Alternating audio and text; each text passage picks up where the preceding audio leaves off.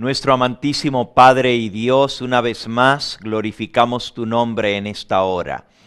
Venimos para decirte, Señor, que queremos conocer de ti, queremos conocer más de tu mensaje, de tu plan para nuestra vida. Entendemos, Señor, que las profecías son como una antorcha que alumbra nuestro camino. Pero no solamente queremos tener la información profética, también queremos tener la transformación que viene del Espíritu Santo. Porque queremos estar preparados para poder pasar por los eventos descritos en esa profecía y salir victoriosos y así poder vivir contigo en el reino eterno de justicia. Padre Santo, bendice a cada persona aquí presente. Tú conoces las circunstancias de cada uno de nosotros, conoces nuestra vida, nuestro entrar, nuestro salir. Tú sabes, Señor, también de las luchas, de los desánimos, de las caídas, tropezones que damos en nuestra vida. Te pedimos, Señor, que tú nos perdones, con esa sangre preciosa de Cristo nos cubras de todo pecado. Pero también te suplicamos que a través de tu Espíritu Santo nos fortalezcas para poder vencer el pecado por el poder de la palabra de Cristo Jesús. Háblanos pues tú en esta hora y que tu mensaje sea claro a nuestro corazón. Danos un espíritu con disposición a ser no solamente oidores, sino también hacedores de tu palabra. Todo esto te lo agradecemos. Te lo pedimos en el nombre precioso de Jesús, nuestro Salvador. Amén, Señor. Amén.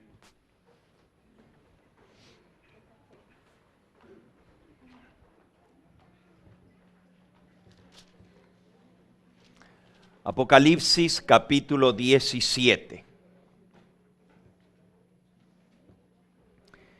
Vino entonces uno de los 7 ángeles que tenían las 7 copas, y habló conmigo diciéndome, ven acá, te mostraré la sentencia contra la gran ramera, la que está sentada sobre muchas aguas, con la cual han fornicado los reyes de la tierra, y los moradores de la tierra se han embriagado con el vino de su fornicación. Y me llevó en el espíritu al desierto y vi a una mujer sentada sobre una bestia escarlata, llena de nombres de blasfemias. La bestia tenía 7 cabezas y 10 cuernos, pero la mujer estaba vestida de púrpura y escarlata, adornada de oro, de piedras preciosas y de perlas, y tenía en su mano un cáliz de oro, una copa llena de abominaciones y de la inmundicia de su fornicación. Y en su frente tenía un nombre escrito, un misterio: Babilonia la grande, la madre de las rameras y de las abominaciones de toda la tierra. Y vi a la mujer ebria, borracha, de la sangre de los santos y de la sangre de los mártires del Señor Jesús. Y cuando la vi quedé asombrado con gran asombro. Y el ángel me dijo, ¿por qué te asombras? Yo te diré el misterio de la mujer y de la bestia que la trae, la cual tiene las 7 cabezas y los 10 cuernos. El misterio de la mujer y de la bestia que la trae. Nosotros vimos anoche un poquito sobre esta mujer. Comenzamos viendo que una mujer representa una iglesia, un sistema religioso. Y vimos que para Dios solamente hay 2 iglesias. Aunque el ser humano reconoce muchas iglesias, muchas denominaciones, para Dios solamente hay 2. Interesante esto, porque nos dicen que el mundo está dividido en 7 grandes religiones. Y esas 7 grandes religiones son el judaísmo, el cristianismo,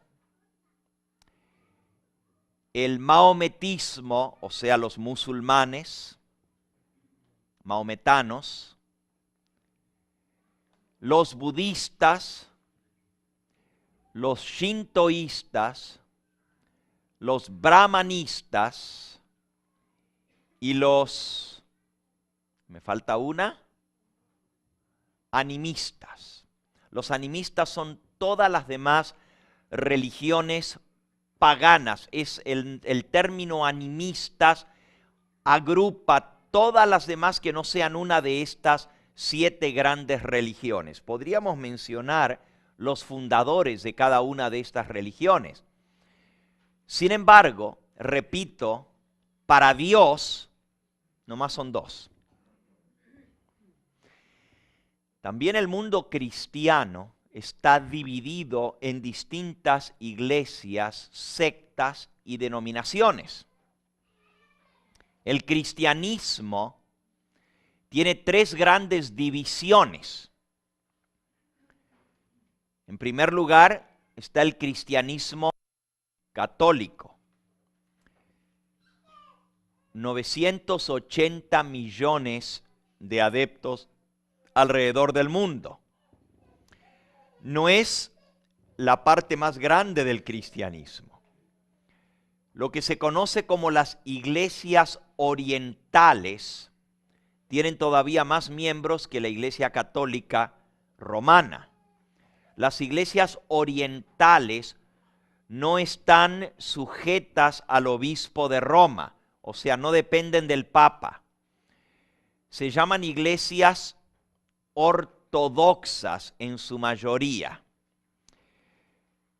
Nosotros las conocemos como iglesias orientales y siguen la dirigencia del patriarca de Constantinopla. Cuando el Imperio Romano quedó dividido en 2, el Imperio Romano de Oriente y el Imperio Romano de Occidente, el Papa de Roma tomó la dirigencia del mundo cristiano de Occidente, pero el obispo de Constantinopla tomó la dirigencia de las iglesias orientales y así el mundo quedó dividido en 2 cuerpos religiosos. Gracias. En el año 1079 se divide el mundo de Oriente de Occidente. Iglesias orientales u ortodoxas en todo lo que son los orientales, mayormente Rusia, los países que eran parte del bloque soviético, Turquía, todo lo que es Asia, Europa está bajo el catolicismo y Asia está bajo las iglesias ortodoxas. La tercera división del mundo cristiano ahora son los que somos conocidos como los protestantes. Católicos, ortodoxos y protestantes son las 3 grandes divisiones. Los protestantes tienen su inicio en la reforma o la protesta contra los abusos de Roma allá en el siglo XVI, por el 1500 en adelante. Hay otra división más que, aunque es importante para el mundo de habla inglés, en números no es tan grande, y es la iglesia anglicana, también conocida como la iglesia episcopal en los Estados Unidos. Es una sola iglesia. Se dividieron en 1531 en Inglaterra. Es la iglesia de Inglaterra que tampoco está bajo el dominio del obispo de Roma o la dirección del obispo de Roma. Por cierto, hace muy recientemente el primer ministro o el ex primer ministro de Inglaterra, Tony Blair, se convirtió de vuelta al catolicismo, o sea, siendo anglicano y siendo primer ministro de la nación, pues se convirtió al catolicismo y fue aceptado como miembro de la Iglesia Católica oficialmente. Es un paso muy importante en este momento de ecumenismo, cuando la Iglesia Católica está tendiendo sus lazos con las demás denominaciones e iglesias, y la Iglesia anglicana actualmente es una de las que va más avanzadas en el movimiento de regreso hacia Roma. Posiblemente sea una de las primeras iglesias que llegue a estar en plena comunión con Roma nuevamente y que acepte al obispo de Roma nuevamente como cabeza mundial de la iglesia. Esa es la iglesia anglicana. Decía 3 divisiones entonces del cristianismo: católicos, ortodoxos y protestantes. Y dentro de la rama protestante hay un sinnúmero más de subdivisiones. Las subdivisiones no las vamos a mencionar porque son demasiado numerosas. Son las iglesias que nosotros conocemos como protestantes, reformadas o evangélicas. Y voy a dar una historia del inicio de esas iglesias, pero este no es nuestro propósito. Menciono eso para llegar a decir nuevamente que para Dios, sin embargo, no son muchas iglesias. ¿Cuántas son? 2. ¿Y cuáles son esas 2? Así de sencillo, hermanos. La iglesia verdadera, el pueblo de Dios, y todas las demás, la iglesia falsa. Así de sencillo. Dios no tiene muchas iglesias. Él considera una, su iglesia verdadera, su pueblo escogido, y todas las demás, iglesias falsas. Ahora, habiendo dicho esto, me adelanto a decir que Dios tiene hijos suyos sinceros que le buscan y que están tratando de hacer su voluntad dentro de todas las religiones e iglesias. No solamente dentro del cristianismo Dios tiene hijos suyos. Dentro del judaísmo, dentro de los maometanos o musulmanes, hay hijos de Dios sinceros. Y aún dentro de las religiones paganas, Dios tiene gente que son lumbreras dentro de su pueblo. Y son gente que está buscando a Dios aún a tientas, dice la Biblia. No tienen la luz y el conocimiento que nosotros tenemos y sin embargo son hijos de Dios. Ahora, en la Biblia, en el libro de Apocalipsis, se nos presenta 2 mujeres. Y eso fue lo que vimos anoche. Una es Babilonia, la grande, y la otra es Jerusalén, la celestial, la nueva Jerusalén. Esas 2 mujeres, que también están representadas por 2 ciudades, resumen lo que es la historia del mundo cristiano y cómo Dios lo ve desde el cielo. Él mira y ve una iglesia, su esposa, la esposa del Cordero, la esposa de Cristo, y todas las demás Dios le llama Babilonia, y le llama Babilonia porque la palabra Babilonia quiere decir confusión. Esta semana nosotros vamos a ver el origen de Babilonia y dónde comenzó la religión falsa. Sin embargo, esta noche nuestro tema es una mujer fornicaria. Nosotros vimos entre anoche y esta mañana que la fornicación tiene que ver con apartarse de los mandamientos de Dios, tiene que ver con apartarse de la verdad e ir tras los dioses falsos. A eso la Biblia le llama fornicación espiritual, ser desleales a Dios. El primer mandamiento de la ley de Dios dice: yo soy Jehová tu Dios, que te sacó de la tierra de Egipto, de casa de servidumbre.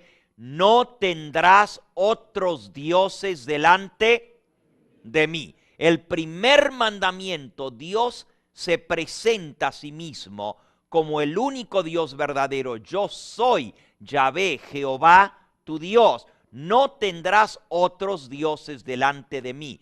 Dios es un Dios exclusivo y Él prohíbe en su santa ley a tener otros dioses.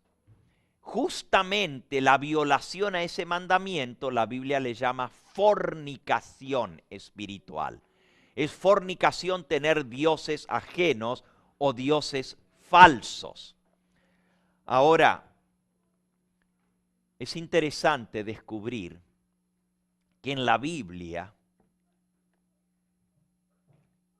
la fornicación siempre se da en asuntos espirituales.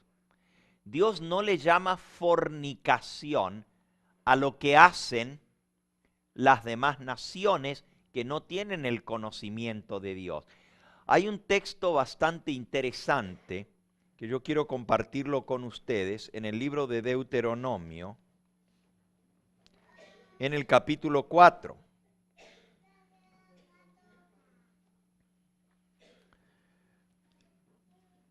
Deuteronomio capítulo 4.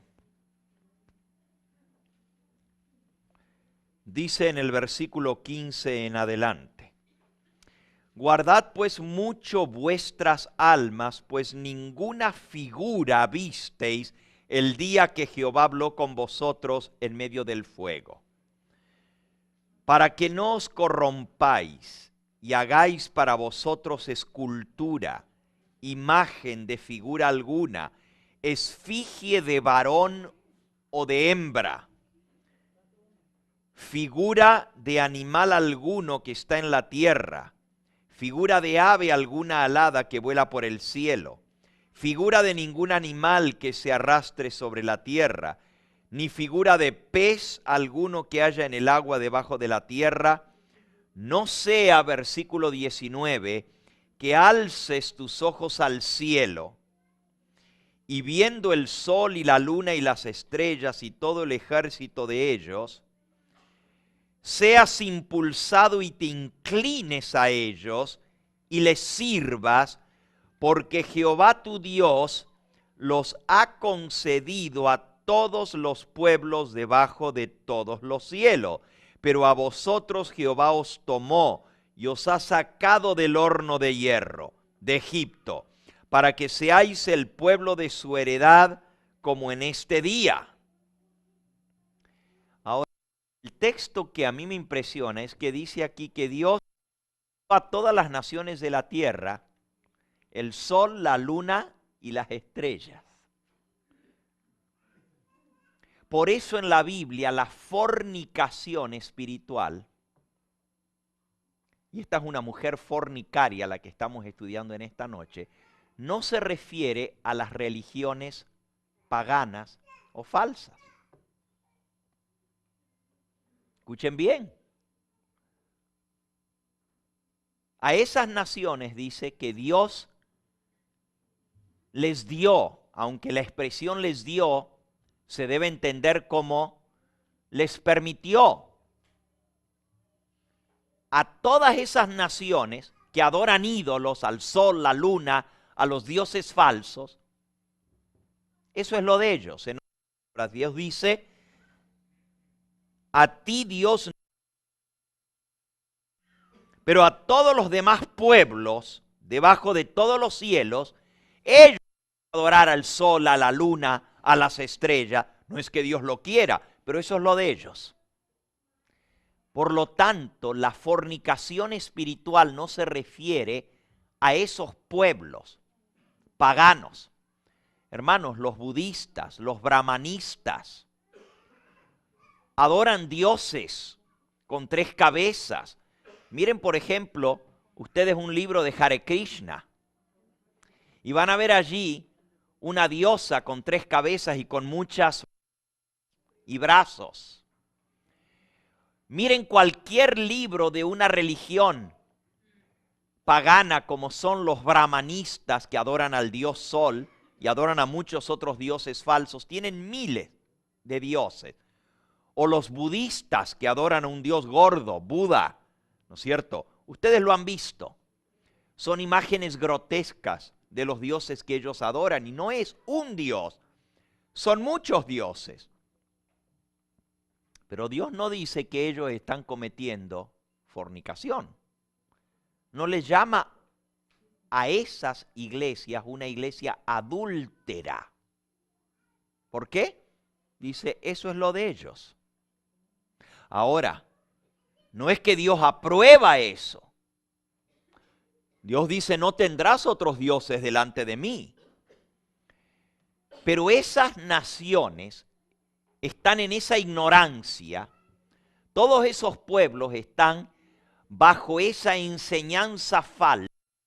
Nos toca a nosotros irles la verdad, pero Dios no los considera adúlteros. ¿Por qué?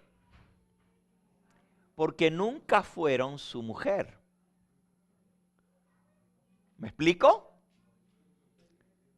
Nunca estuvieron casados con el Señor. Nunca fueron su pueblo.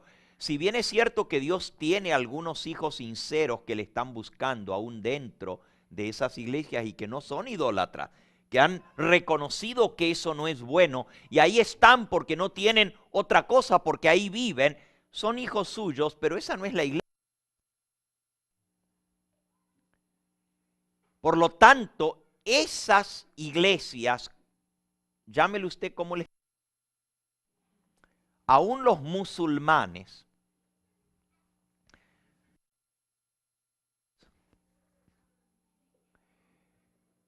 adoran al Dios verdadero, le llaman Alá, pero fueron confundidos por un falso profeta que se llamaba Mohammed o Mahoma. Sin embargo, ellos adoran al único Dios y no tienen imágenes, de ningún tipo de imágenes. Estoy hablando ahora de los musulmanes. Eso no quiere decir que sean la iglesia verdadera, pero tienen más luz que algunos otros que adoran ídolos e imágenes. Ellos adoran a Alá, y Alá es el único Dios verdadero, pero tienen muchas doctrinas aberrantes.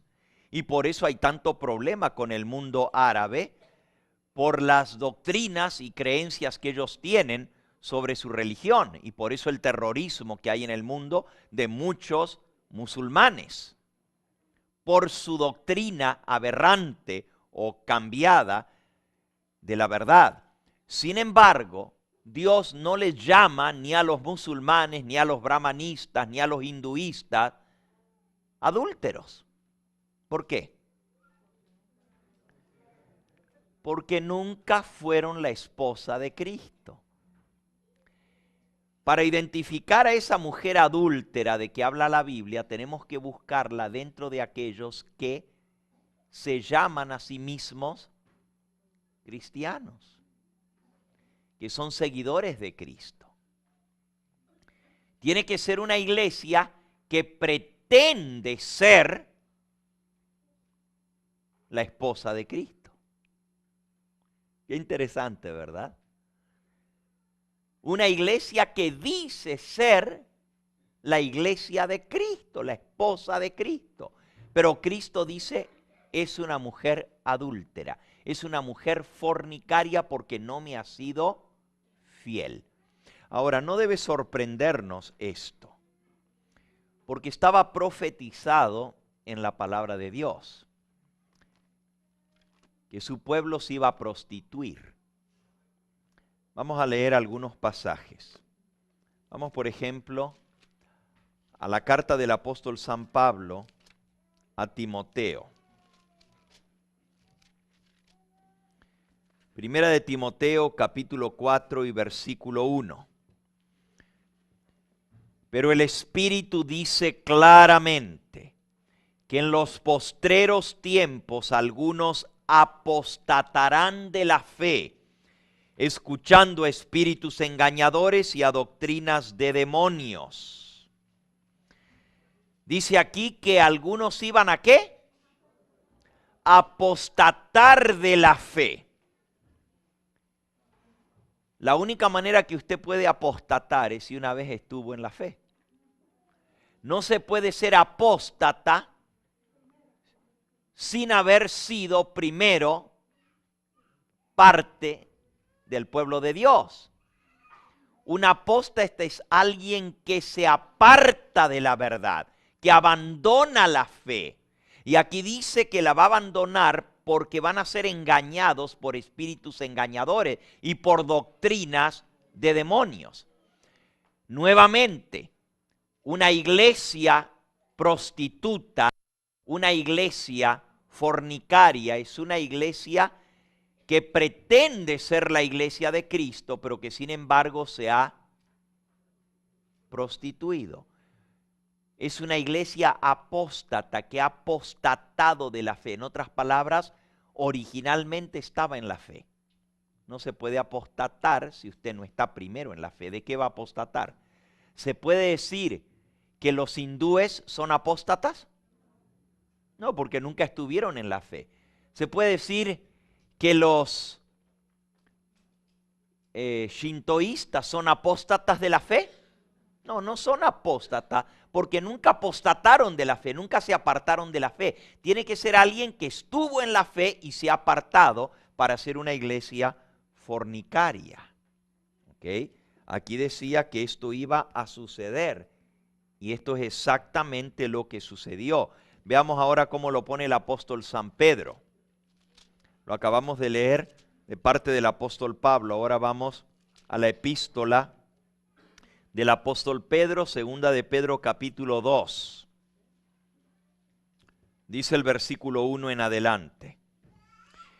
Pero hubo también falsos profetas en el pueblo, como habrá entre vosotros falsos maestros, que introducirán ciertamente herejías destructoras. Negarán al Señor que los rescató, atrayendo sobre sí mismos destrucción repentina. Y muchos seguirán sus disoluciones, por causa de los cuales el camino de la verdad será blasfemado. Por avaricia harán mercadería con vosotros, con palabras fingidas. Sobre los tales, ya de largo tiempo la condenación no se tarda y su perdición no se duerme. Nuevamente, todo este pasaje nos está hablando de que así como en el pasado hubo falsos profetas entre el pueblo, habría falsos maestros dentro de la iglesia de Cristo, los cuales introducirían encubiertamente herejías destructoras. Noten la palabra encubiertamente, solapadamente. Esto es tratando de aparentar que es verdad. Es un engaño tapado, no es algo abierto, no es una apostasía abierta. Por ejemplo, cuando el mundo pagano se convirtió, entre comillas, al cristianismo, Constantino fue el primer emperador romano que se hizo cristiano. De ahí en adelante todos los demás emperadores del Imperio Romano eran cristianos. Se llamaban cristianos, ¿verdad? Pero profesaban abiertamente la fe cristiana. Sin embargo, surgió uno que llegó a ser conocido, el emperador Juliano, y el nombre que le quedó es Juliano el Apóstata, porque habiendo sido cristiano, venía de un hogar cristiano, su madre era cristiana, y él se crió como cristiano, llegó a emperador, era cristiano, pero siendo emperador, renunció del cristianismo abiertamente y se hizo pagano y comenzó otra vez a adorar imágenes, a adorar al sol, a la luna y apostató de la fe. Ahora, en ese sentido, él es, pero es apóstata abierto, es un apóstata directo, no encubrió. Lo que nosotros estamos leyendo es de una mujer fornicaria, díganme ustedes, la mujer que le es infiel a su marido, ¿se lo dice? La mujer que le es infiel a su marido, ¿anda proclamando, yo ando con otros? ¿O lo encubre? Normalmente la adúltera trata de aparentar que todo está bien. Esconde la verdad, la tapa y engaña tanto como pueda engañar porque quiere todavía hacerse pasar como la mujer del esposo. Dice seguir siendo una mujer fiel, pero engaña, es una engañadora. Ahora, ¿cuál de los dos casos tenemos aquí con esta mujer? ¿Es una apostasía abierta como Juliano el apóstata que dice no soy más cristiano? Eso es también apostasía, pero se volvió pagano. ¿O es una apostasía encubierta? Una mujer fornicaria, una mujer adúltera. ¿Cómo es? Obviamente es algo encubierto que aparenta ser la iglesia de Cristo. Y sin embargo, se introducirán herejías solapadamente, encubiertamente. El apóstol San Pablo amonestó en Hechos de los Apóstoles capítulo 20, Hechos 20. Él dice, hablándoles a todos los dirigentes de las iglesias que él fundó en Asia. Dice en el versículo 18, cuando vinieron a él, les dijo, vosotros sabéis cómo me he comportado entre vosotros todo el tiempo desde el primer día que entré en Asia, sirviendo al Señor con toda humildad y muchas lágrimas. Aquí Pablo les está hablando a los dirigentes, a los ancianos, dice en el versículo 17, de las iglesias que él había fundado en Asia. Y después de hablarles y despedirse de ellos porque les dice me voy, yo sé que ninguno de ustedes me va a ver con vida nuevamente, porque ya el Señor me ha dado testimonio que estoy siendo llevado y me esperan prisiones y tribulaciones. Versículo 24, pero de ninguna cosa hago caso, ni estimo preciosa mi vida para mí mismo, con tal que acabe mi carrera con gozo y el ministerio que recibí del Señor Jesús, para dar testimonio del Evangelio de la gracia de Dios. Y ahora he aquí yo sé que ninguno de todos vosotros, entre quienes he pasado predicando el reino de Dios, verá más mi rostro. Pablo sabía que ninguno de ellos lo iba a ver con vida, y luego les dice, por tanto yo os protesto en el día de hoy que estoy limpio de la sangre de todos, porque no he rehuido anunciaros todo el consejo de Dios. Por tanto mirad por vosotros mismos, versículo 28, y por todo el rebaño en que el Espíritu Santo os ha puesto por obispos, para apacentar la iglesia del Señor, la cual él ganó con su propia sangre. Porque yo sé que después de mi partida entrarán en medio de vosotros lobos rapaces que no perdonarán al rebaño, y de entre vosotros mismos se levantarán hombres que hablen cosas perversas para arrastrar tras sí a los discípulos. Así que, hermanos, lo que Pablo está hablando que vendría en la iglesia sería que dentro de la misma iglesia surgiría la apostasía. De entre los mismos dirigentes de la iglesia se levantarían hombres que enseñarían cosas perversas para arrastrar los discípulos tras sí. ¿En qué momento una iglesia se transforma de ser la iglesia, la esposa de Cristo, en una mujer adúltera?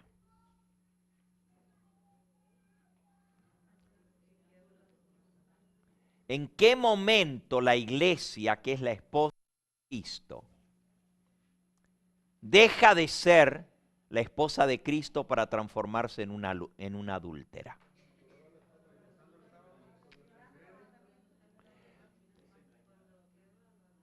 A ver, hablemos claramente de esto.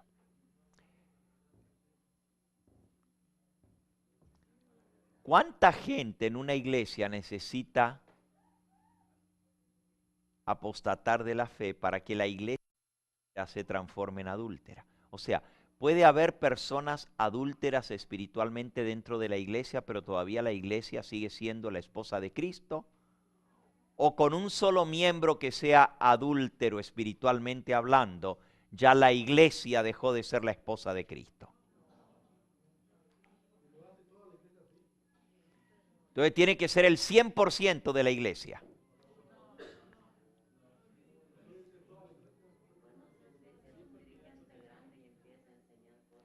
A ver, pensemos otra vez en la historia, porque la historia nos dice que hay una mujer que la Biblia le llama la fornicaria, una mujer que comete fornicación. Cuando la iglesia de Cristo, acabamos de ver que justamente esto está hablando de una apostasía, pero una apostasía encubierta, una apostasía donde la mujer todavía pretende ser la esposa de Cristo, aunque en verdad ya no lo es. Y no lo es porque le ha sido infiel y se ha ido con otros hombres. Cuando la iglesia, históricamente hablando, dejó de ser la iglesia de Cristo para transformarse en una prostituta.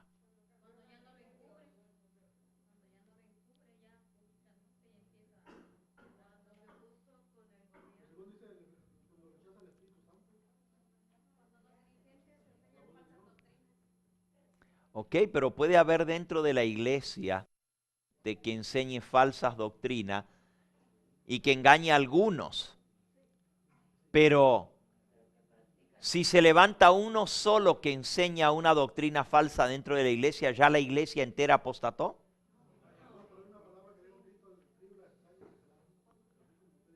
Ajá.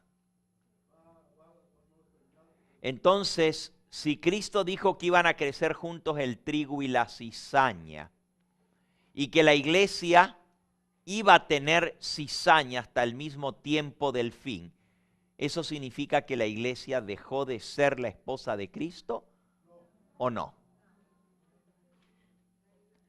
Entonces, ¿en qué momento la iglesia de Cristo, la pretendida iglesia de Cristo, se transforma en una adúltera?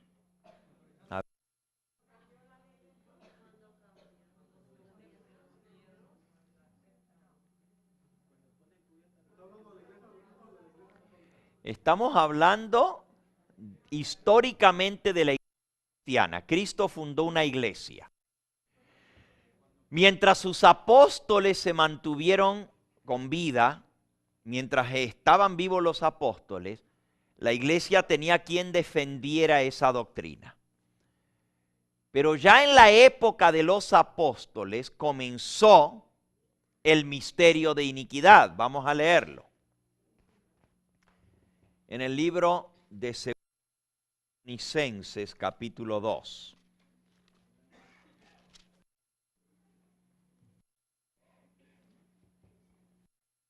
Dice el versículo 3, os engañen a Cristo, apostasía. Es segunda de y versículo 3.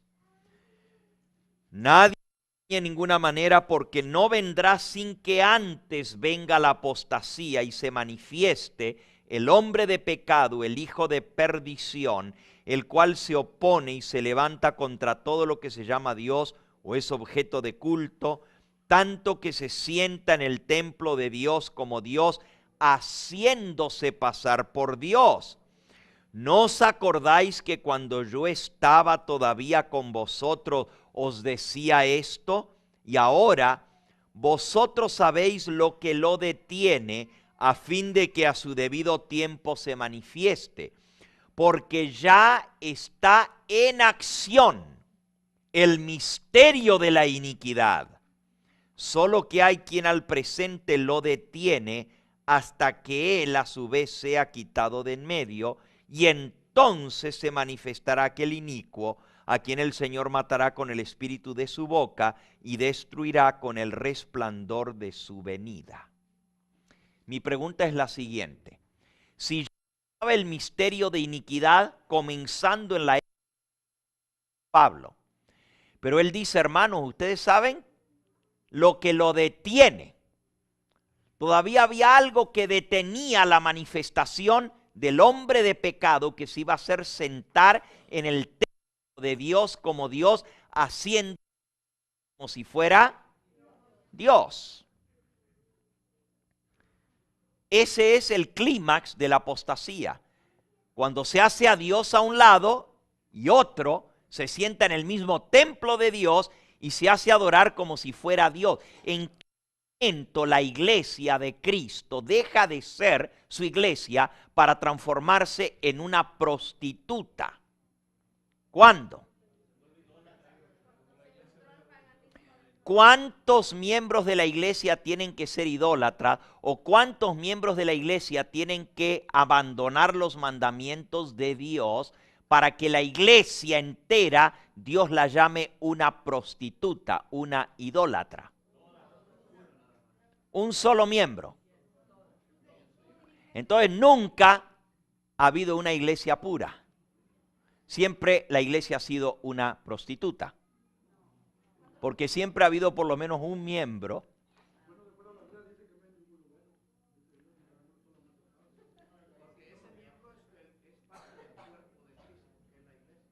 Ajá. Escuchen bien la pregunta.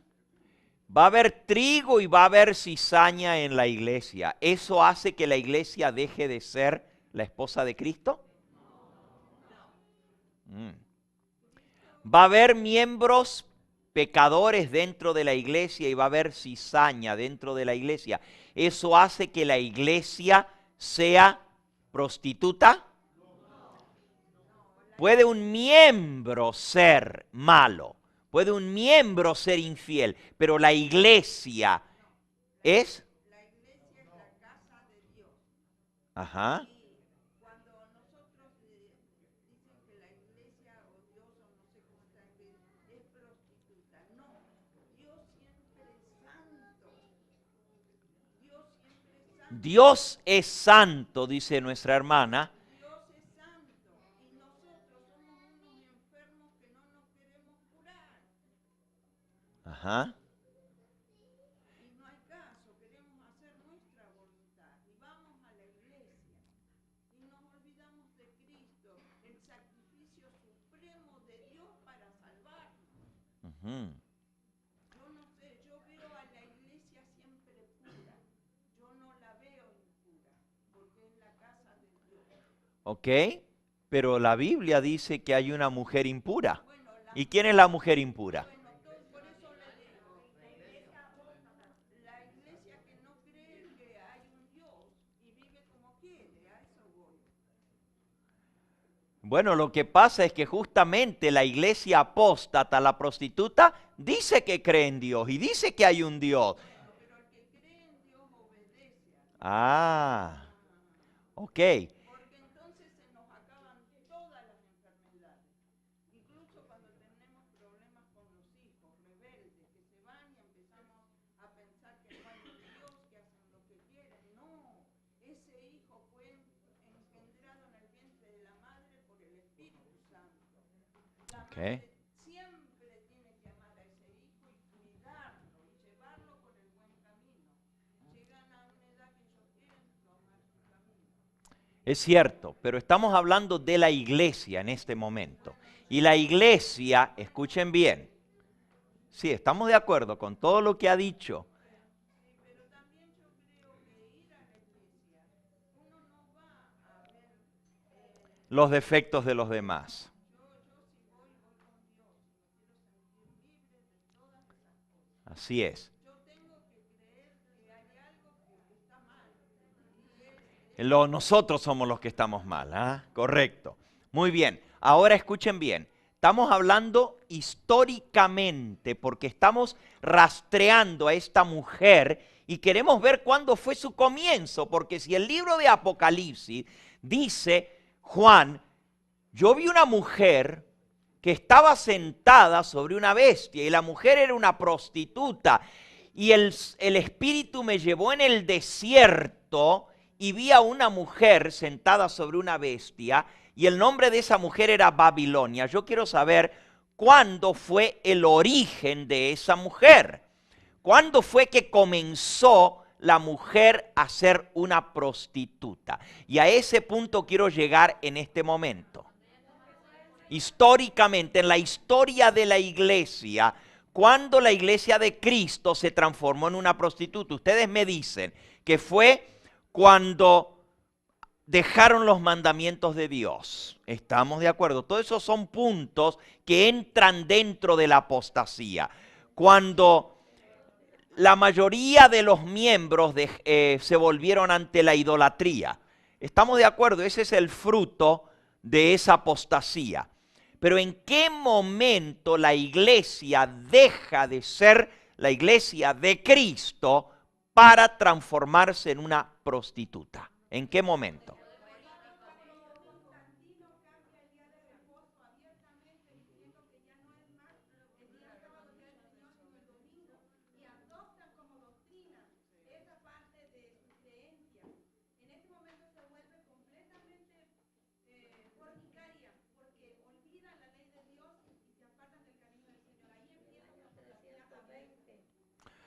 Ok.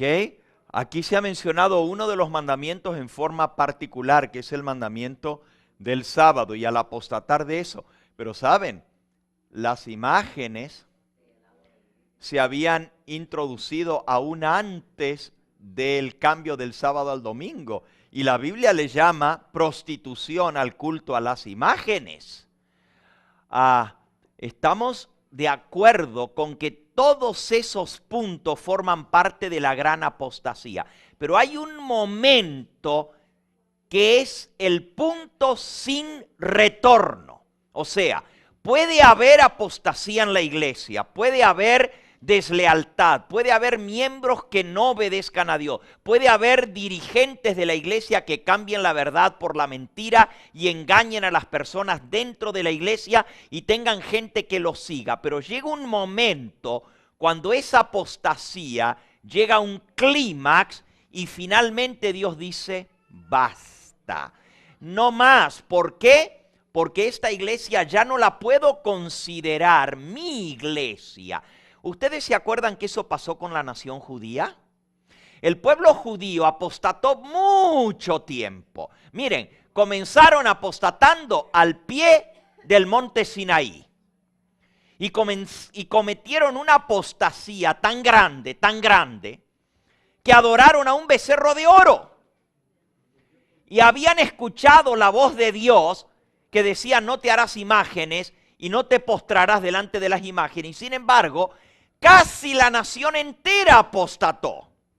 ¿Sí o no? ¿Quiénes fueron los únicos que no adoraron al becerro de oro?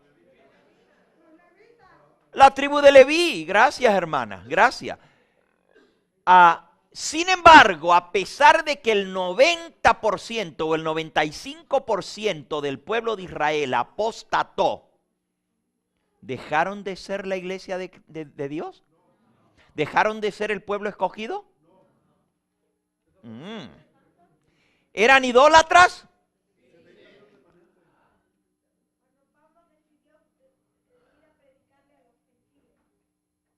Ok. Ahora vamos. Por eso quiero dejar esto bien en claro, hermanos, para que entendamos. Escuchen bien. El pueblo de Israel fue el pueblo escogido de Dios, cometió muchas apostasías y mencioné la primera gran apostasía al pie del monte Sinaí. Podríamos hablar de la apostasía de la época de Elías, donde la nación entera estaba adorando a Baal. Que Elías dijo, me he quedado solo y no hay nadie que adore al Dios verdadero. Pero Dios se había guardado un remanente fiel. Siempre hay un remanente que se mantiene leal a Dios. Ahora, el hecho de que hayan caído en apostasía tras apostasía, no hace de eso que finalmente Dios deseche a esa iglesia y diga, déjala, es una adúltera y ya no va a volver con su marido. ¿Cuándo es que Dios finalmente dice eso? Bueno, con la nación judía, hermanos, con la nación judía, el clímax se llenó cuando ellos dijeron, escuchen bien, no tenemos otro rey sino a César. En ese momento que como pueblo, como iglesia, como nación, rechazaron a Cristo como el Hijo de Dios, el Rey de Reyes y Señor de Señores, y decidieron unirse y obedecer a un poder político, dejaron de ser el pueblo de Dios y Dios los rechazó como nación y Dios levantó un nuevo pueblo que le sea fiel. Ahora, en la historia del cristianismo hubo apostasías desde la época de los apóstoles. Una apostasía tras otra, y podríamos hablar de esas apostasías, no lo vamos a hacer en esta noche. Pero cada vez las apostasías iban haciendo más grandes y más abarcantes. Cada vez se iba haciendo más grave la situación. Primero vino la apostasía de la doctrina. Comenzaron a enseñar tan temprano en la iglesia cristiana como por ejemplo la carta de Barnabás. Barnabás fue un obispo cristiano de Alejandría del año 130.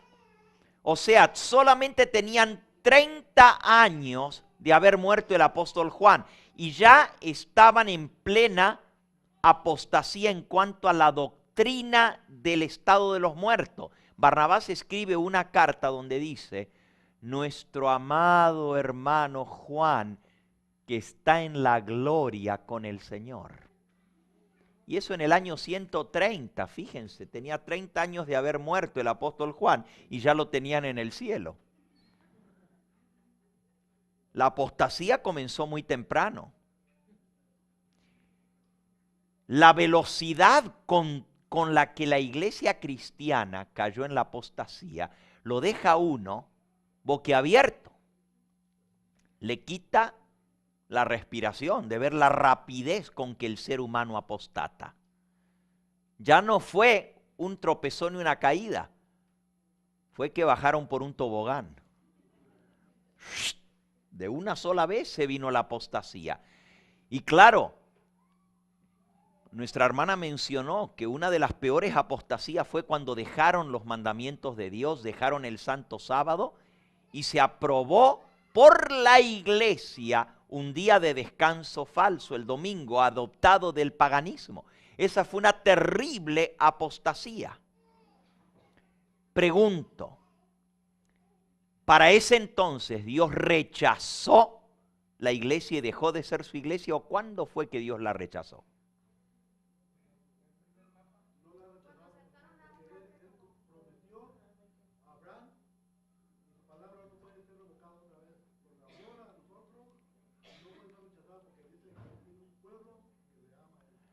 Estamos de acuerdo, hermanos. Es cierto, Dios no rechaza a sus hijos fieles, pero estoy hablando de una institución religiosa. Primero, dimos el ejemplo de la iglesia judía. Es una institución religiosa y Dios rechazó a esa institución religiosa. No rechazó al remanente, porque siempre Él se guarda un remanente. El apóstol San Pablo lo dice en el libro a los Romanos, en el capítulo 11. Y aquí el apóstol pues está hablando lo mismo que menciona nuestro hermano. Dice, versículo 1 de Romanos 11. Digo pues, ¿ha desechado Dios a su pueblo? Y el mismo apóstol responde, en ninguna manera, porque también yo soy israelita de la descendencia de Abraham de la tribu de Benjamín, no ha desechado Dios a su pueblo, el cual desde antes conoció. ¿No sabéis lo que dice Elías? Lo que dice de Elías la Escritura, cómo invoca a Dios contra Israel diciendo: Señor, a tus profetas han dado muerte, a tus altares han derribado, y solo yo he quedado, y procuran matarme. Pero ¿qué dice la divina respuesta?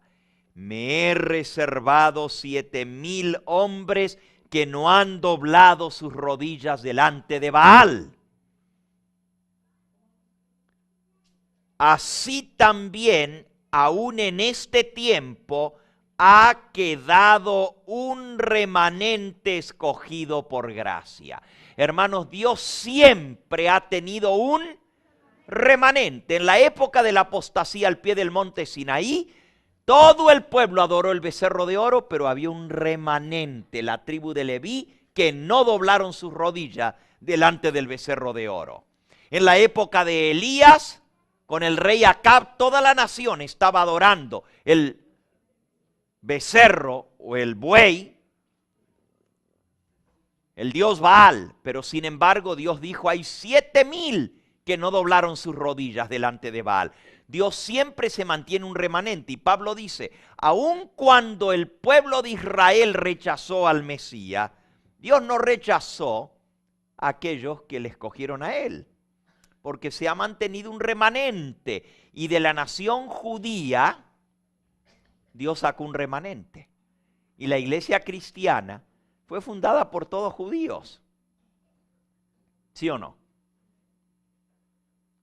¿O alguno no era judío de los que fundaron la iglesia cristiana? Los 12 apóstoles, ¿qué eran? Eran judíos. Y los 3,000 que se bautizaron el día de Pentecostés, ¿qué eran? Eran judíos. El remanente salió de la nación judía. Pero eso no quita el hecho que la organización religiosa, escuchen bien ahora, la organización religiosa que era la iglesia de Dios, que era la iglesia visible de Dios, fue rechazada. La organización, no al pueblo genuino de Dios, porque él tenía un remanente que se mantuvo fiel, pero como organización religiosa, la iglesia judía se volvió ramera. ¿Y por qué se volvió ramera? Porque dijeron: no tenemos otro rey sino a César. Y al rechazar a Jesucristo y aceptar al imperio romano y al emperador romano por encima del Hijo de Dios, apostataron de tal manera como nación que Dios se desentendió de ellos. Y Dios comenzó a trabajar no a través de la organización, sino a través del remanente que le era fiel. Ahora, lo mismo ha sucedido a lo largo de toda la historia. ¿En qué momento la iglesia cristiana, y tenemos que reconocer que la iglesia cristiana fue creciendo en el Imperio Romano, pero primero eran perseguidos? Los romanos primero los perseguían los judíos. A toda la iglesia cristiana, ustedes leen el Nuevo Testamento, ¿quiénes eran los que perseguían a los cristianos? Los mismos judíos. Los que mataron a todos los apóstoles no fueron los romanos, fueron los mismos judíos. O sea, la organización religiosa que era el pueblo de Dios en el pasado se transformó en una mujer adúltera, y la mujer adúltera está borracha de la sangre de los mártires del Señor. Inmediatamente que ella apostata del Dios del cielo, persigue a los fieles. Eso siempre ha sido así. Entonces, así como los judíos persiguieron a la iglesia cristiana, se transformaron en una prostituta.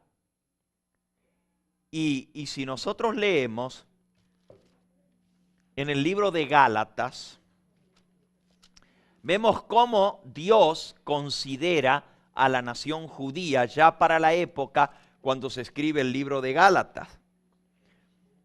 Dice Gálatas capítulo 4, versículo 22. porque está escrito que Abraham tuvo 2 hijos, uno de la esclava y el otro de la libre. Pero el de la esclava nació según la carne, mas el de la libre por la promesa.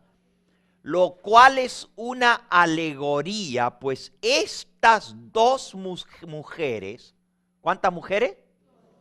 Estas mujeres son los 2 pactos. El uno proviene del monte Sinaí, el cual da hijos para esclavitud. Esta es Agar. Porque Agar es el monte Sinaí en Arabia y corresponde a la Jerusalén actual, pues esta, junto con sus hijos, está en esclavitud. Mas la Jerusalén de arriba, la cual es la madre de todos nosotros, esa es la libre. Ahora aquí está hablando de 2 mujeres también. Y hace el ejemplo de Abraham. ¿Cuántas mujeres tuvo Abraham? ¿Ese era el plan de Dios, que tuviera 2 mujeres? No. Él tenía su mujer legítima, pero tomó por mujer a la esclava, a Agar. Entonces, ¿qué cosa es Agar? Es una adúltera, es una concubina. No es la mujer legítima. Pero dice que la Jerusalén actual, dice San Pablo, la cual es Agar, versículo 25, porque Agar, esta es la esclava, N es el monte Sinaí en Arabia y corresponde a la Jerusalén actual. Fíjense lo que está diciendo Pablo. Agar corresponde a la Jerusalén actual y da hijos de esclavitud, pero la Jerusalén celestial, que es la madre de todos nosotros, es la libre. Así que la nación judía, la Jerusalén de la época de Pablo, él la consideró como la adúltera. Y la verdadera esposa de Cristo era la Jerusalén celestial, la de arriba. ¿Estamos entendiendo? La iglesia o la organización judía se transformó en adúltera y San Pablo le llama Agar la adúltera, la que se juntó con Abraham ilícitamente, y esa es la nación judía, dice Pablo. Quiere decir que el pueblo de Israel se transformó en la ramera. Pero ahora el Señor trabajó por el remanente. El remanente fue perseguido ¿por quién? Igual como pasó con los 2 hijos de Abraham. Uno se llamaba Ismael y el otro se llamaba Isaac. ¿Y quién persiguió a quién?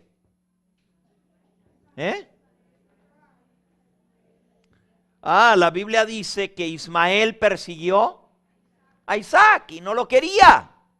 Y le hacía la vida imposible hasta que terminó Abraham por tener que echar a Agar y a Ismael para que dejaran tranquilo a su hijo. Porque lo perseguía. Siempre es así. Ahora fíjense, el pueblo de Israel, la nación judía, comienza a perseguir al remanente, que es la iglesia cristiana. Primero son perseguidos por los judíos. Después son perseguidos por el imperio romano. Pero con el tiempo el cristianismo va creciendo y creciendo, y cuando el diablo se da cuenta que no los puede destruir por la persecución, porque cuanto más los mataba, más se ¿qué? Más se regaban, más se reproducían. Dice uno de los historiadores de la iglesia primitiva, Tertuliano, que vivió por el año 220 más o menos, dice: la sangre de los cristianos es semilla. Cuanto más la riegan, más crece. Mataban a los cristianos y más se reproducían. La persecución, en lugar de aplastar el cristianismo y determinarlo, lo que hizo fue regarlo más. Hizo que se regara por todas partes. Por la fe de los mártires, la gente al ver esa fe, abrazaba esa fe porque decía: esto es algo por lo cual vale la pena morir. Y cuando un cristiano tiene ese tipo de fe que está dispuesto a morir por serle leal al Señor Jesús, ese testimonio trae a muchos otros a aceptar la fe. Ahora, esa iglesia perseguida, el diablo dice, no la puedo destruir. Cuanto más la persigo, cuanto más la destruyo, cuanto más cristianos mato, más se reproducen. No puedo. Entonces, ¿qué hizo el diablo? ¿Qué dijo? Si no puedes contra ellos, únete a ellos. Y el diablo usó la otra táctica, que es la que siempre le ha dado más resultado. Y la otra táctica es infiltrar la iglesia. Y ahí comenzó la obra de infiltración. Y eso le da mucho mejor resultado a Satanás que el atacar abiertamente. No voy a tomar ya más comentarios, voy a seguir porque el tiempo ha transcurrido. Hermanos, cuando la iglesia es infiltrada, el diablo logra su propósito y la va minando por dentro, la va debilitando por dentro. Va haciendo que la maldición de Dios recaiga sobre esa iglesia. Escuchen, cuando el pueblo de Israel era fiel a Dios, no había agorero ni había maldición. Mandaron a traer a Balaam, que había sido profeta de Dios y apostató, para maldecir al pueblo de Dios. ¿Lo pudo maldecir? No. Abría la boca y en lugar de maldición le salía ¿qué? Bendición, porque no se puede maldecir al pueblo cuando guarda los mandamientos de Dios. Pero el diablo sabe que cuando nos infiltra y cuando hace que la iglesia esté en desobediencia a Dios, la maldición viene sola. Y entonces el diablo infiltró la iglesia cristiana de tal manera que la fue debilitando interiormente. Llega el momento cuando finalmente Dios tiene que rechazar esa organización religiosa. Y esa organización religiosa deja de ser la iglesia de Cristo para transformarse en una mujer adúltera y perseguidora. ¿Cuándo sucede eso en la historia? Hermanos, exactamente.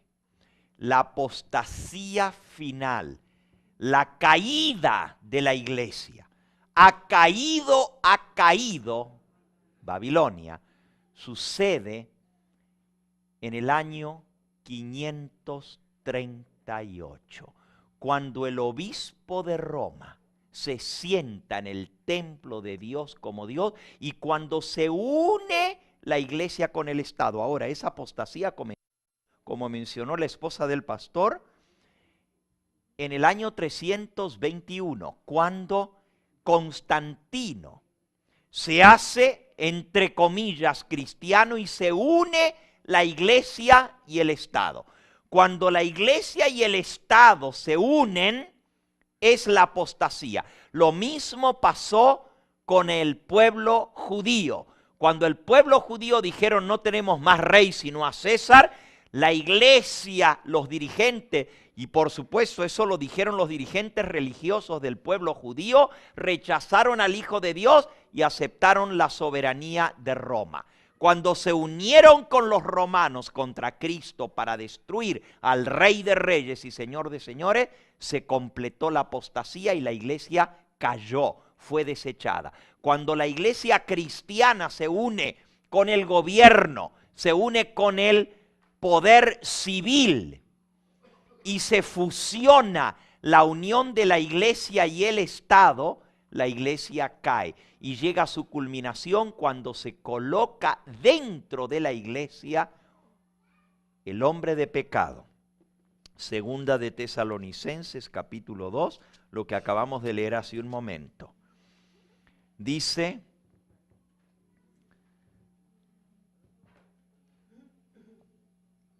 nadie os engañe en ninguna manera, porque no vendrá sin que antes venga la apostasía. Versículo 3. Y se manifieste el hombre de pecado, el hijo de perdición, el cual se opone y se levanta contra todo lo que se llama Dios, es objeto de culto, tanto que se sienta en el templo de Dios como Dios, haciéndose pasar por Dios. Cuando finalmente Dios es hecho a un lado y en su lugar se pone a un hombre, pero en ese hombre se reúnen las dos características: el poder político unido al poder religioso. En ese momento la iglesia ha apostatado completamente. Cuando la iglesia recurre al brazo del poder civil y se une con el gobierno. Por eso, hermanos, la caída final de Babilonia no va a ser sino hasta, escuchen, se lo voy a leer aquí, en el libro Eventos de los Últimos Días. Miren cuándo va a ser la caída final de Babilonia. Todavía no se ha completado en su totalidad. Página 202 de Eventos de los Últimos Días. Aún no se puede decir, ha hecho que todas las naciones beban del vino del furor de su fornicación. Estoy leyendo. Página 202 de Eventos de los Últimos Días. Ha hecho beber a todas las naciones del vino del furor de su fornicación. Apocalipsis 14. ¿Cómo se hace esto? Todavía no se puede decir que Babilonia ha hecho que todas las naciones beban del vino de la ira de su fornicación. Aún no se ha dado a beber a todas las naciones. La caída de Babilonia no será completa, sino cuando la iglesia se una con el Estado y esta unión se haya consumado en toda la cristiandad. El cambio es progresivo. El cumplimiento perfecto de Apocalipsis 14:8 está aún reservado para lo porvenir. ¿Cuándo sus pecados llegarán al cielo? Cuando la ley de Dios finalmente sea invalidada mediante la legislación humana, cuando se apoye del brazo del poder civil para lograr sus propósitos, entonces habrá caído Babilonia. Así que, hermanos, la caída es progresiva. La apostasía es cada vez más, cada vez más, cada vez más, hasta que se pasa el punto sin retorno. Y el punto sin retorno es cuando se invalida la ley de Dios, por un lado, poniendo mandamientos de hombres, pero segundo, cuando se apoya del poder civil, del poder político para perseguir a los fieles. Se une la iglesia con el Estado y así se completa la apostasía y la iglesia se transforma en una mujer ramera. Ya no es más la esposa de Cristo. En Apocalipsis capítulo 17 se nos dice no solamente que es ramera, y se nos dice por qué. Dice, con ella han fornicado los reyes de la tierra. ¿Notaron? La fornicación no es solamente la fornicación espiritual contra Dios. El problema grave con la iglesia no es solamente que se apartaron de los mandamientos de Dios, que hicieron a un lado a Cristo, que pusieron doctrinas falsas, que se prostituyeron, que adoraron las imágenes, que pusieron un falso día de descanso. Todo eso es parte del paquete. Pero lo que colma la medida y la transforma en fornicaria es, con ella han fornicado los reyes de la tierra. Los gobernantes de la tierra han cometido fornicación con ella. Dice el versículo 3 del capítulo 18 de Apocalipsis, porque todas las naciones han bebido del vino del furor de su fornicación y los reyes de la tierra han fornicado con ella. Nuevamente, la fornicación mencionada en relación con Babilonia, con la iglesia falsa, la adúltera, es que ha fornicado con los reyes de la tierra. Dios podría decir, ha fornicado con los ídolos, ha fornicado con la piedra y el leño, porque así dice en el libro de Jeremías, mi pueblo ha fornicado con la piedra y con el leño, refiriéndose a los ídolos, a las imágenes. Eso es fornicación espiritual. Ha fornicado con el sol, con la luna, con los astros. Eso es fornicación espiritual. Pero lo que hace que la mujer sea ramera es, ha fornicado con los reyes de la tierra. Se unió políticamente con la política. Se unió con el poder civil. Y eso es lo que la transforma definitivamente en una ramera. ¿Por qué? Porque hace un lado a Dios para aceptar el poder civil. No tenemos otro rey sino a César. Cuando la iglesia se une con el poder civil, deja de un lado a Dios y comete la fornicación espiritual que la transforma en ramera. Y eso finalmente llega a su clímax cuando ponen a un hombre en lugar de Dios en la tierra y ese hombre se le da la autoridad política y religiosa. Ese es el clímax, o sea, cuando se llega al máximo. Elena de White dice que en el año 538 llegó la medianoche del mundo. Así dice ella. Llegó la medianoche del mundo. Por eso la época que comienza en el año 538 se conoce como la Edad Oscura, la Edad Media, la medianoche de la historia. El momento más negro de la historia es cuando un hombre se sienta y se hace adorar como si fuera Dios dentro de la así llamada iglesia cristiana. Pero obviamente esa caída había sucedido antes, cuando la iglesia se une con el Estado, cuando la iglesia se fusiona con el gobierno y se transforma en un poder perseguidor, cuando la iglesia hace a un lado la ley de Dios, cuando la iglesia hace a un lado los mandamientos de Dios, cae en la idolatría, todas esas cosas forman parte del paquete de la fornicación espiritual. Pero podríamos decir, usando la expresión en inglés, nosotros decimos en español la gota que derramó la copa. Pero en inglés dicen the straw that broke the camel's back. ¿Okay? La pajita que le quebró la espalda al camello, ¿verdad? Usted le pone al camello, le va poniendo y le va poniendo y le va poniendo montón de carga. Y el camello aguanta. Pero finalmente le pone lo último y puede ser una pajita, pero con esa se acabó. Le quebró la espalda al camello. Lo último.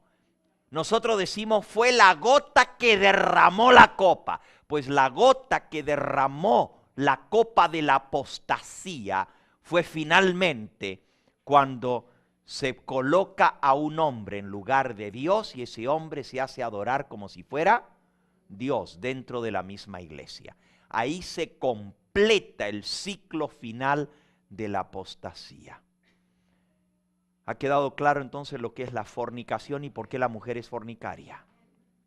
Hermanos, por eso nosotros no podemos decir que la iglesia adventista con todas sus apostasías, y escuchen bien ahora lo que voy a decir, es la ramera o es la Babilonia, es la prostituta.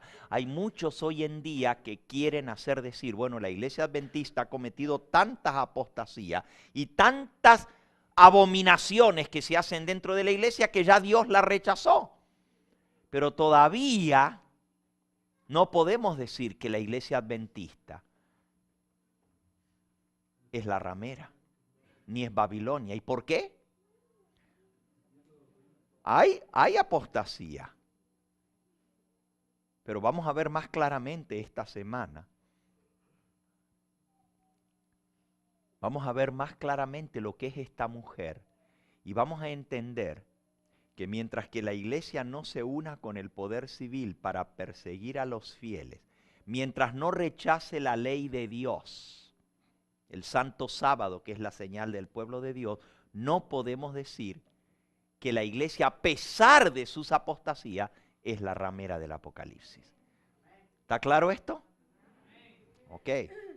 Habiendo entendido esto, entonces, lo próximo que viene después de ser adúltera es: la mujer está borracha de la sangre de los santos y de los mártires de Jesús. Lo próximo que sigue cuando una mujer se vuelve en adúltera y prostituta es que persigue a los fieles. Y eso fue lo que pasó en el año 538. Cuando el obispo de Roma se hace adorar como si fuera Dios, se sienta en el trono de Dios, el edicto de Justiniano lo hace no solo cabeza del mundo cristiano, pero también le da la autoridad de perseguir y matar a los herejes.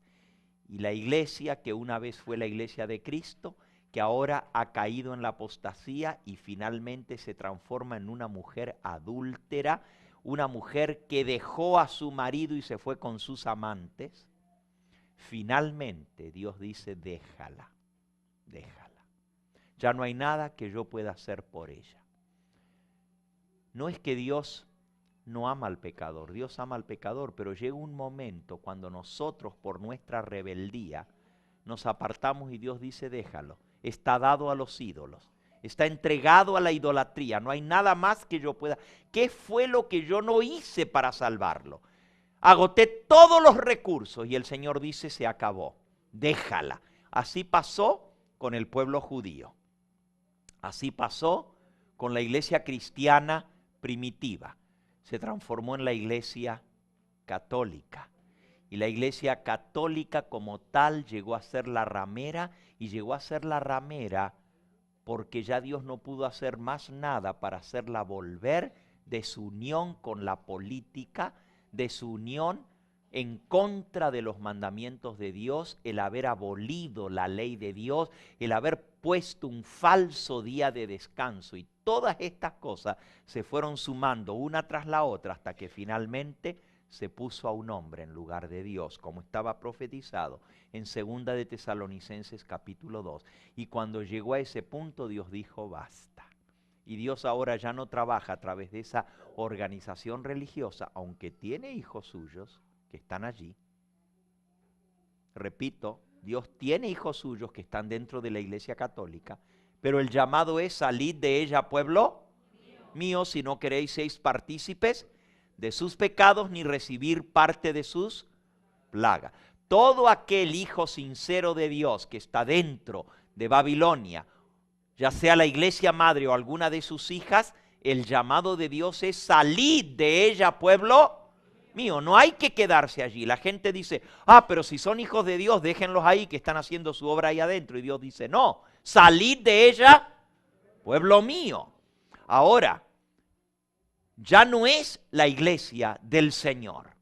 Y Dios no trabaja más a través de esa organización, sino que trabaja a través de su remanente. Y el remanente ahora se transforma en el verdadero pueblo de Dios. No es que se transforma.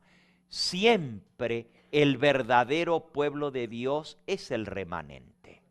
La verdadera iglesia, porque hay una iglesia visible y hay una iglesia invisible. La iglesia visible es la organización religiosa con todos sus fieles, con todos los miembros de esa iglesia. Esa es la iglesia visible, pero la iglesia visible no es el remanente.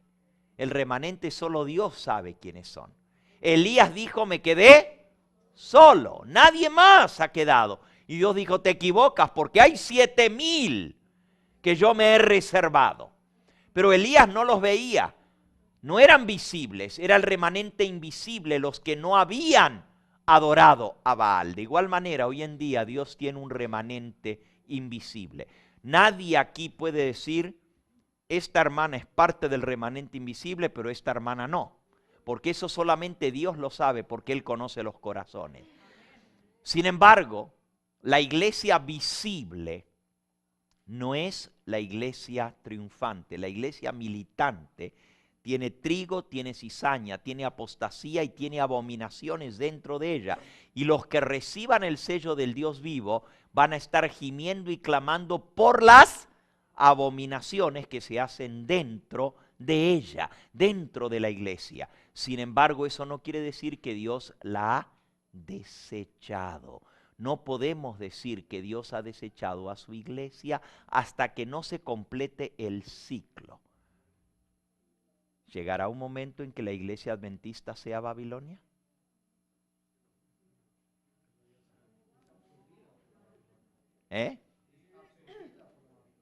¿Llegará el momento en que la iglesia adventista llegue a ser prostituta?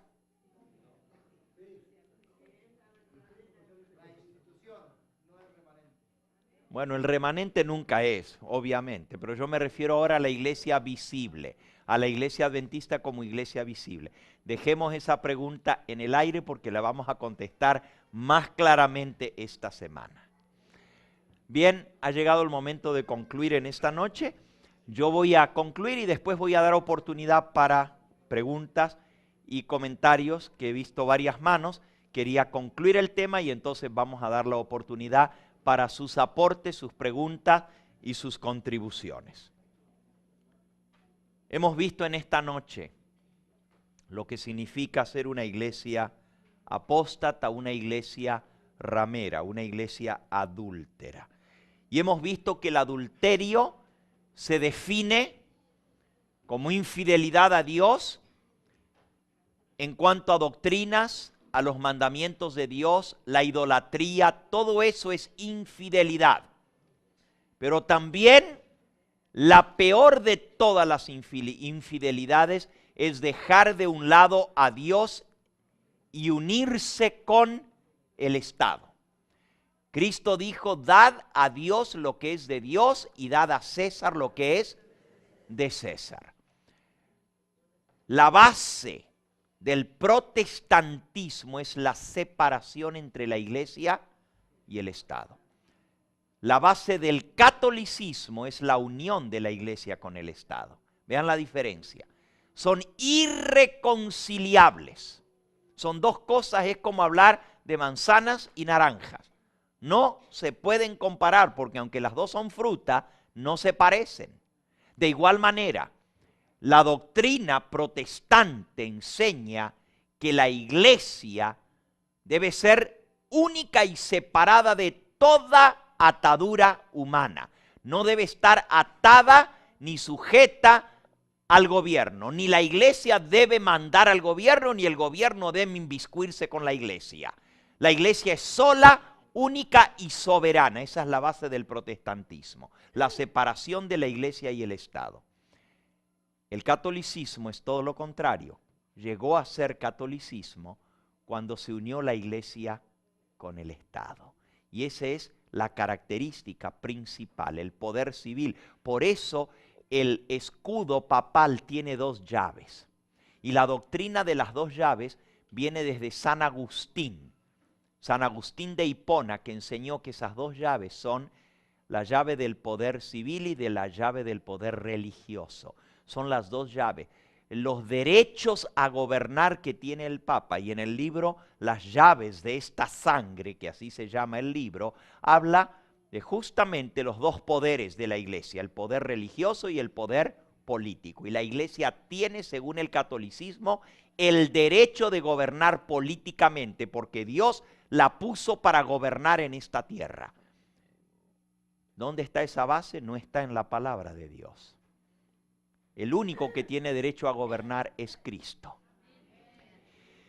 Y el Señor Jesucristo ni siquiera gobierna por la fuerza, gobierna sobre aquellos que le escogen como rey. Y yo tengo que escoger servirle y obedecerle. Él no me obliga. Mientras que la base de la apostasía es la unión con la política y obligar a la gente a que obedezca so pena de castigo civil, de castigo por la ley. Y cuando la iglesia se une con el gobierno, el resultado de esa unión ilícita, cuando se va a la cama, la mujer con los reyes de la tierra, el niño que nace de esa unión ilícita, el niño que nace de la unión ilícita se llama el papado. El papado es la unión del poder político con el poder religioso. Y por eso hasta el día de hoy el obispo de Roma es jefe de Estado. ¿Están entendiendo ahora por qué cuando él llega a las distintas naciones, él llega como jefe de Estado y es jefe de una nación? Y lo miran como iguales. Las demás naciones a las que él va, el Papa es recibido como jefe de Estado, lo reciben los presidentes de las naciones, pero es el dirigente de una iglesia. Entonces, ¿cómo lo reciben como jefe de Estado? Porque tiene un poder político. Las Naciones Unidas reconocen al Vaticano como un Estado, como una nación. Y las demás naciones de la tierra le han ido dando ese mismo reconocimiento como jefe de Estado. ¿Por qué? Porque está unida a la política con la... Cuando estudiemos un poquito lo que es la bestia, vamos a entender más esto, por qué la bestia era y no es y va a volver a ser. No lo voy a explicar en esta noche, pero recuerden, la imagen mental que estamos estudiando esta semana es una mujer montada sobre una bestia. La bestia es el poder político y la mujer es la iglesia. Pero la mujer es adúltera y es fornicaria porque con ella fornicaron ¿quiénes? Los reyes de la tierra, y los reyes de la tierra están representados por la bestia. Por eso la mujer está montada arriba de la bestia. Es esa unión de la iglesia y el Estado lo que muestra lo que es la mujer y lo que es la esencia de la apostasía, lo que es la esencia del papado, la unión de la iglesia con el Estado. Que Dios nos ayude a entender esto, porque nosotros debemos ser defensores de la libertad religiosa. Debemos ser defensores de la separación de la iglesia y el Estado. Y en este momento esto está siendo socavado en esta nación de los Estados Unidos. Se está atacando directamente este principio constitucional de la Constitución de los Estados Unidos. Se está atacando la separación de la iglesia y el Estado. Y notaron cómo en estas elecciones está llegando a ser muy prominente el aspecto espiritual y religioso. ¿Notaron cómo los candidatos están apelando abiertamente al aspecto religioso? ¿Se sorprenden ustedes que uno de los candidatos presidenciales sea un mormón? La iglesia mormona tiene como parte de sus doctrinas que la iglesia debe llegar a dominar el Estado. Y tienen un estado en los Estados Unidos que se llama Utah, donde la iglesia y el Estado están unidos. Pero el plan de la iglesia mormona es llegar a poner un presidente en los Estados Unidos para que entonces la iglesia tenga control sobre el Estado. Si Dios lo permitiera, no va a ganar el mormón, porque la Biblia dice que no va a ser así. Si Dios lo permitiera, no saben lo que vendría en este país. Pero hermanos, esto está socavando, no este candidato. Y no es mi propósito aquí hablar de política ni de decirles por quién tienen que votar o dejar de votar. En absoluto, no nos vamos a meter en eso. Pero déjenme decirles, el punto religioso está siendo un punto de controversia en estas elecciones, porque la unión de la iglesia y el Estado y la separación de la iglesia casi ha dejado de existir. Y se ha inmiscuido la política con la religión a través de esta última presidencia del presidente Bush. Ha venido a juntarse el aspecto religioso con el aspecto político. Y esa pared que nos dividía como constitución de los Estados Unidos, que la iglesia está aparte de la política, aparte del Estado. La religión no debe inmiscuirse con los asuntos de la política. Y la política no debe meterse en asuntos religiosos, está siendo socavada. Y ahora resulta que los que están haciendo política son los religiosos. Y la mayoría moral y la Christian Coalition, la coalición cristiana para América, está metida en la política y está buscando poner sus candidatos, y los mormones sus candidatos, y los protestantes sus candidatos que sean morales, y los católicos sus candidatos en el Congreso, etcétera. La religión ha llegado otra vez a meterse en la política, y esa es una señal de la caída de esta nación, hermanos. Y lo que viene es la caída de los Estados Unidos. Y si en estas elecciones se logran los propósitos de los religiosos, lo que sigue después es la caída nacional. La economía de Estados Unidos está llegando a un caos, hermano, y está llegando a tal situación que estamos a punto de una recesión, posiblemente la recesión más terrible de toda la historia de esta nación en sus 220 años de existencia. Hubo una gran depresión en el siglo pasado, pero ahora estamos a punto de otra depresión. Si se logran los propósitos de los religiosos, la unión de la iglesia y del Estado, y lograr esto, lo que viene es la caída financiera de esta nación, y la maldición de Dios va a estar sobre esta nación. Que Dios nos salve de lo que viene, y sin embargo sabemos que viene y no podemos detenerlo.